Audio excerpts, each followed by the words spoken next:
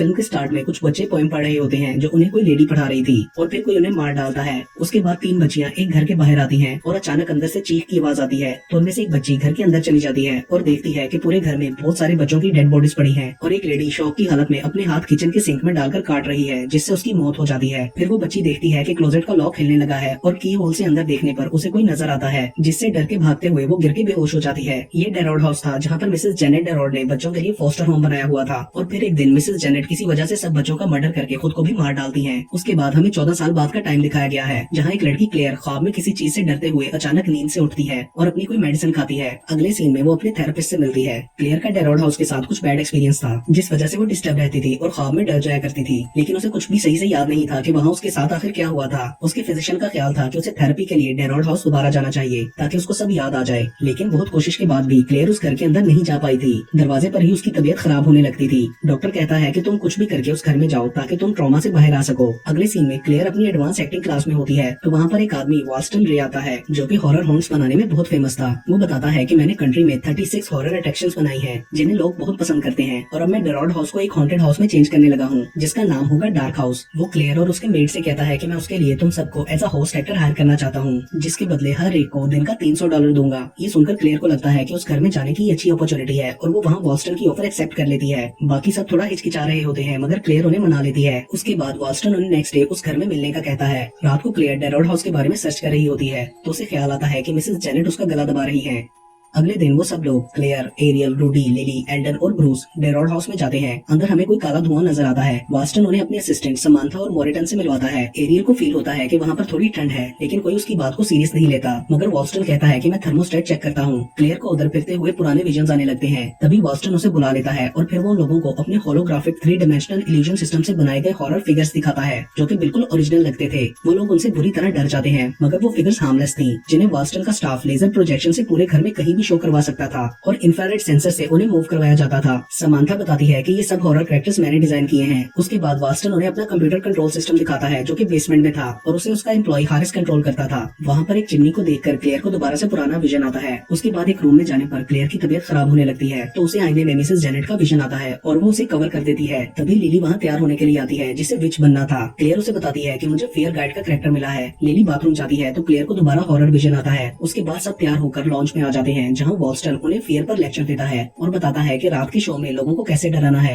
उसके बाद रात हो जाती है और हम हारिस को देखते हैं जिसके कंप्यूटर सिस्टम में वायरस आ जाता है और फिर उसे स्क्रीन पर मिसेस जेनेट का भूत नजर आता है जो उसे अपनी तरफ बुलाने लगता है और फिर हारिस के करीब जाने पर स्क्रीन फटकर टूट जाती है जिससे हारिस बुरी तरह जख्मी होकर मर जाता है। दूसरी तरफ वाल्स्टन के पास 2 रिपोर्टर आए होते हैं जिन्होंने रात के शो को कवर करना था। वो लोग डार्क हाउस के लिए वाल्स्टन का इंटरव्यू कर रहे थे। उन्हें लगता था कि वाल्स्टन उस घर में ट्रेजिक इवेंट को अपनी हॉरर अट्रैक्शन के लिए कैश कर रहा है, मगर वाल्स्टन उससे कहता है कि ऐसा कुछ नहीं है, आप लोग सिर्फ जज करो कि मेरा शो स्केरी है या नहीं। उसके बाद वो लोग शो शुरू करते हैं मगर तभी मिसेस जेनेट का भूत सिस्टम में घुस जाता है और वहाँ एरर आ जाता है जिसका सिर्फ समांथा और वाल्स्टन को पता चलता है। बाकी सब लोग शो कर रहे होते हैं। मोरिटन और क्लेयर रिपोर्टर्स को हॉलवे में एक होलोग्राम दिखा रहे होते हैं मगर वो रियल होकर मोरिटन को मार डालता है, लेकिन बाकी सब उसे फेक डेथ समझकर आगे जाने लगते हैं तो मोरिटन की बॉडी भी वहाँ से कोई ले जाता है। उसके बाद क्लेयर रिपोर्टर्स के साथ एल्डन का एक्ट देखने के लिए जाती है जहाँ पर होलोग्राम दोबारा जिंदा हो जाता है और उन्हें पता नहीं चलता। वो लोग आगे चले जाते हैं जहाँ एरियल एक होलोग्राम के साथ एक्ट कर रही होती है और उसके बाद वो सब लोग अगला एक्ट देखने जाते हैं। उधर कंप्यूटर सिस्टम में फिर से मिसेस जेनेट का भूत नजर आता है और बताया जाता है कि फाइल्स करप्ट हो गई हैं। उसके बाद वो लोग एक और एक्ट देखने जाते हैं तो होलोग्राम की शक्ल में मिसेस जेनेट का भूत उस होस्ट को मार देता है। रिपोर्टर उसे फेक समझ रहा होता है मगर अचानक से भूत उस पर भी अटैक कर देता है जिससे उसका मुंह बुरी तरह जल जाता है। क्लेयर बहुत डर जाती है और बताती है कि ये ट्रिक नहीं रियल है। वो दूसरी रिपोर्टर को हेल्प लाने के लिए भेजती है लेकिन उस पर भी होलोग्राम्स अटैक करते हैं। वो डर जाती है और सीढ़ियों से गिरकर मर जाती है। उधर क्लेयर की चिल्लाने की आवाज सुनकर एल्डन, लिली और एरियल वहाँ आ जाते हैं और वो लोग रिपोर्टर के मरने पर यकीन नहीं करते। वाल्स्टन, समांथा और रूडी दूसरी रिपोर्टर के पास जाते हैं। वाल्स्टन उसके मरने से बहुत ज्यादा परेशान होता है। उसे अपनी पब्लिसिटी की फिक्र थी।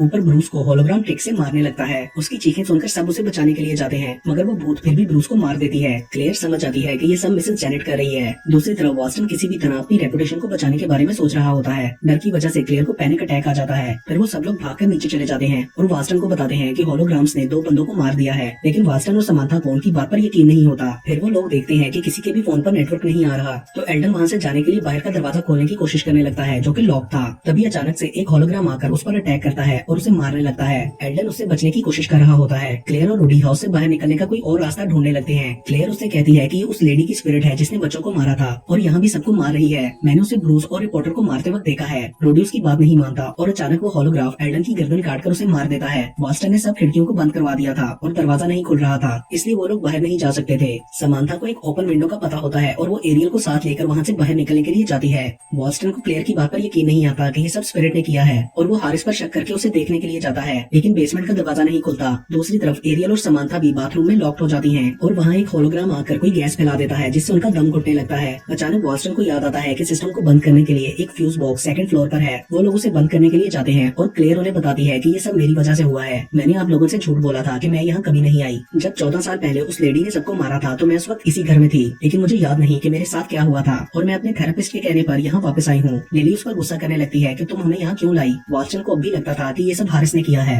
ऊपर पहुंचकर बॉस्टन बताता है कि हॉलवे के एंड पर पैनल के पीछे की रेड वायर को कट करना है। रूडी ये करने के लिए तैयार हो जाता है और पैनल तक पहुंचकर उसे खोलने लगता है, मगर होलोग्राफ वहाँ आ जाता है और रूडी के वायर कट करने से पहले उसे मार देता है। तभी रूडी का हाथ लगने से वायर्स भी कट जाती हैं और बिल्डिंग में अंधेरा हो जाता है। अचानक बॉस्टन को पॉकेट में से बेसमेंट की चाबी मिल जाती है और वो लोग उधर जाने लगते हैं, मगर लिली उसे एटिक की ओपन विंडो का पूछकर वहाँ से बाहर निकलने के लिए जाती है। तभी लाइट आ जाती है और एक होलोग्राम लिली को मार देता है। दूसरी तरफ उन दोनों पर भी होलोग्राम्स अटैक करके बॉस्टन को ले जाते हैं। क्लियर बेसमेंट में जाकर देखती है कि हारिस मरा हुआ है, तो वो रोड लेकर सिस्टम को तोड़ देती है जिससे होलोग्राम्स गायब हो जाते हैं। वापस ऊपर आकर उसे पैनिक अटैक आता है और वो बहुत ज्यादा डर जाती है। फिर वो एटिक में जाती है और उसे सब याद आ जाता है कि वो भी उस फोस्टर होम में रहती थी और मिसेस जेनेट पागल और जुनूनी थी जो बच्चों पर जुल्म करती थी। अचानक स्पिरिट उसके सामने आ जाती है और क्लियर को बताती है कि मैं यहाँ सिर्फ तुम्हारे लिए आई हूँ। उस दिन तुम्हें छोड़ देने की वजह से मुझे पनिशमेंट मिली क्योंकि तुम सबसे बड़ी डीमन हो और अब तुम्हें मारकर हेल में भेजने के बाद मेरी स्पिरिट आजाद हो जाएगी। और वो क्लियर को मारने लगती है। क्लियर भागकर नीचे आ जाती है, मगर हर जगह उसे वही नजर आ रही थी और वो क्लोजेट में छुप जाती है। उसे सब याद आ जाता है कि एक दिन क्लियर ने बच्चों के साथ मिलकर मिसेस जेनेट के खिलाफ बगावत करके उसकी सब बुक्स जला दी थी, जिससे गुस्सा होकर मिसेस जेनेट ने सबको मार डाला और उस दिन भी वो इसी क्लोजेट में छुप गई थी। मिसेस जेनेट ने बाहर सब बच्चों को मार डाला था और फिर वो क्लियर को ढूंढने लगी थी। उन्हें लगता था कि क्लियर को जुबार नाम के डीमन ने पोजेस कर लिया है, लेकिन फिर उन्हें एहसास हुआ कि उन्होंने ये क्या किया और वो खुद को भी मार लेती है। सब कुछ याद आ जाने पर उसका डर खत्म हो जाता है और वो स्पिरिट का सामना करती है। वो कहती है कि हम बच्चे गुनाहगार नहीं थे, तुम थी, और उसे मारने लगती है तो स्पिरिट गायब हो जाती है और क्लियर नाइफ पकड़कर शॉक की हालत में कुछ बोल रही होती है।